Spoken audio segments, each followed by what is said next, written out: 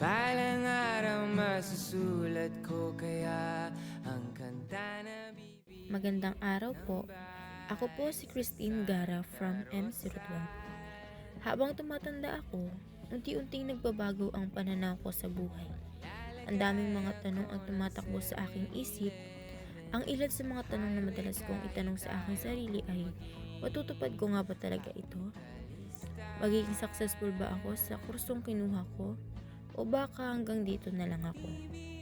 May mga moments na napapaisip ako kung kakayanin ko ba ang bigat ng pag-aaral at ang pressure ng realidad. Pero sa kabila ng lahat ng bakit at paano na tumatakbo sa isip ko, hindi ko magawang sumuko.